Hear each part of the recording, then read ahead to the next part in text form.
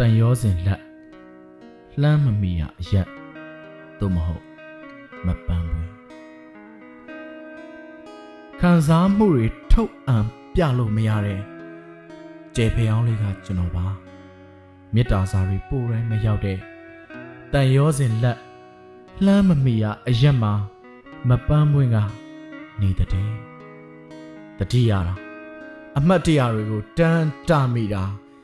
ဆွေးမိတာငေးမိတာကျင့်သားရသွားတာလက်လက်ဆက်ဆက်မျက်ရည်ကျတာစိတ်ဟာတန်ရဖို့ပိုမွေးတယ်လို့ဝေးတဲ့ပခုံးလောက်စပင်းရဲ့အပြာရောင်ဖဲစခေါင်းစည်းကျိုးရဲ့စူပါကတ်ဆိုင်ကယ်လေးရဲ့စက်ကူပန်းတွေပွင့်တဲ့လမ်းကြည်နူးညက်နေတွေဟာရုပ်ရှင်အနှီးပြကွက်တွေလို့ရင်းမှာဖက်နှက်အဖြူလေးရောတင်နန်းကျောင်းကယူနီဖောင်းရော 0.45 ဘောပင်ကိုအင်းကြီးစားမှာညှက်ထားတတ်တာရောမုတ်ဖိုးရှင်းတဲ့အခါထုတ်တတ်တဲ့ပတ်စံအနွမ်းလေးတွေကိုညှက်ထားတဲ့တရေအဖုံးအညူရောင်နဲ့ဒိုင်ယာရီစာအုပ်လေးရောအဲ့ဒီအမှတ်တရတွေနဲ့အသက်တမျှပါကွယ်အလွမ်းရာထောင်ကမိုးဦးကြလေဦးကြလို့ပိမ့်ပိတ်အောင်မှောင်တဲ့မပန်းမွေအစကိုပြန်သွားခြင်းလည်းမရအဆုံးထိမသွားလို့လည်းမရအချစ်ကလည်းအချစ်ရောက်ရာကြရအရက်ဆိုဒီကလည်းစစ်ဆိုမှစစ်တဲ့မပန်းမွေဟာအင်ဒရီရှိတဲ့မပန်းမွေဟာကြက်တရီရှိတဲ့လမ်းမေးကစက်ကြပန်းဖြူဖြူပွင့်လေးတွေလမ်းပေါ်ကျွေတယ်လို့မိုးဦးစပယ်တွေအပင်မှာဝေတယ်လို့ဝေခဲ့ကျွေခဲ့ရမြစ်တာတွေပေါ်နိုင်ငံတော်အာဏာကိုလူယုတ်မာတွေလူတော့မပန်းပွင့်ပြောခဲ့တဲ့စကားအမှန်တရားကခါလေမျိုးချနေရတယ်ဆိုမမျိုးချနိုင်လို့ကျွန်တော်အန်ချမိတော့လဲလမ်းပေါ်ထွက်ရင်ဂယူးဆိုင်ပါလို့မှားပြီးမပန်းမွင့်တယောက်အိမ်မှာမြတ်တာပို့နေခဲ့တာမလားတော်ပြီပေါ်တဲ့ CDM လောက်တာနဲ့တော်လောက်ရောပေါ်တဲ့မပန်းပွင့်ကိုမငဲ့တော့ဘူးလားတဲ့တော်တယ်သွားရင်မပန်းပွင့်လွမ်းနေရမှာတဲ့ကျွန်တော်လဲလွမ်းနေခဲ့ရတာပါမပန်းပွင့်ခမညာတိုင်းရင်းသားကိုင်တပတ်ရဲ့ M16 ကတိုက်ပွဲထဲမှာကြည်ညက်တဲ့အခါစစ်ပခတ်ကကျိုးပြတ်ကြတဲ့အခါဒုက္ခိတာဖတ်ကြမ်းကိုခံကတုတ်နှကမ်းမှာရှာလို့မတွေ့တဲ့အခါမပန်းပွင့်ကိုလွမ်းတဲ့အခါ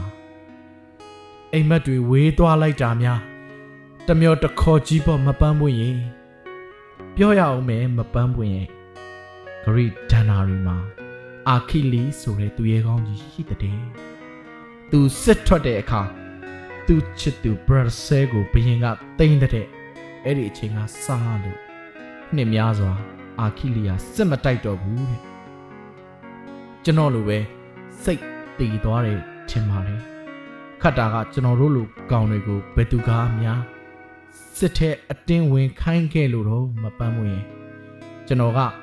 ခံစားချက်တွေကိုတော်လှန်လိုစိတ်နဲ့အေးခဲပြစ်လိုက်ရတဲ့ကောင်ပါဗျာရက်စမကြေကွဲမှနာကျင်ထီမထင်ကျွန်တော်ဟာဖျားမရှိခိုးတဲ့နေ့တွေတရဏဂုံအာဂုံမဆောင်တဲ့ညတွေများခဲ့ပြောစကားနားမထောင်လို့လားဖျားတရားမမေ့နဲ့လို့အမြဲမှားတတ်တဲ့မပန်းမွင့်တယောက်စေစလိုက်ပြီးလို့သိရတဲ့ညရီတော့ရီရတယ်မပန်းဝင်ရဲ့အဲ့ဒီညကလည်းလက်နက်ကြီးတွေကြလို့ကျွန်တော်ကောင်းကောင်းမလွှမ်းရပါဘူးဝမ်းနေတာနာကျင်တာဂျိန်ကနေပေါက်ကွဲပြီးစီကနေနားထဲကကြားတာနင်းပြန်လာပါလားလို့ပို့တဲ့အတန်ဖိုင်လားလေရင်ဘုံစံကကင်းတဲပေါ်ကြားတဲ့အတန်လားမွန်တမိုင်းထဲကသူရဲကောင်းလကွန်းအိမ်မှာနင်းကီတရာဆိုတဲ့ ချစ်ရသူမိန်းကလေးရှိတယ်သူကလည်းမပန်းပွင့်လို့လှတဲ့များတန်ရာတွေကြောပြင်အပြည့်တကူလုံးသွေးချင်းချင်းနီနေပြီးတတိလစ်နေတဲ့လကွန်းအိမ်ကိုချစ်ချင်းမြတ်တာနဲ့ရအောင်ကုတဲ့ကျွန်တော်တန်ရာရတဲ့အခါမပန်းပွင့်ကိုလွမ်းခွင့်မရခြင်းကတန်ရာတွေပိုသေးစီတော့မှတီလာမပန်းပွင့်အိမ်အဝေးရက်မှာမဖျားရဲတဲ့ကောင်မြစ်တာငတ်သူတွေကြားတဲ့ကမှမပန်းပွင့်နဲ့အဆက်အသွယ်ထပ်ဖြတ်ရတော့မယ်ကောင်အဲ့ဒီကောင်ကစစ်တရင်တွေကြီးနားထောင်နေတဲ့ကြားကကိုခင်မောင်တို့ရဲ့စောင့်လို့တော့နေရအောင်တချင်းကိုကြားတဲ့အခါရှိုက်ကြီးတငင်ထထငိုတက်ပြန်သေးတယ်ပထမကဘာစစ်တုံးကပြင်သစ်ကြပြဆရာ hands up အားသူချစ်သူဆိုဖီတူဘာနဲ့ဇူရစ်ကဘော်ဒဲအမှုပညာရိပ်မြုံလေးကိုစစ်ရှောင်ခဲ့တဲ့ကျွန်တော်ကမပန်းမွင့်လက်ကိုဆွဲပြီးမဲဆောက်ဘတ်ချမ်းမှာအေးအေးဆေးဆေးနေဖို့စိတ်ကူးမတက်ခဲ့တဲ့ငတုံးကအပေါ့ဗျာလေးနေရလွင့်ပါသွားတဲ့တန်ရောစင်တိန်တွေရဲ့ပါဗျာဘယ်တန်တရားကမေတ္တာတွေမှန်းမသိ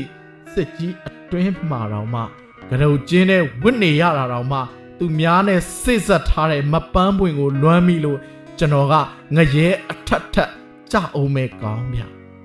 ခံစားမှုကိုထုတ်အပ်ပြလို့မရတဲ့ကျဲဖျောင်းလေးကကျွန်တော်ပါမေတ္တာစာတွေပူတိုင်းမရောက်တဲ့တန်ရောစင်လက်လှမ်းမမီရအရက်ကိုမပန်းပွင့်တကယ်ရောက်သွားခဲ့ပါပြီ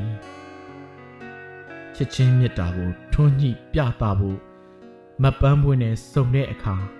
ကျွန်တော်ဆိုတဲ့ကျေဖျောင်းလေးဟာလောင်ကျွမ်းပြကြပြီးလောက်ရောပေါ့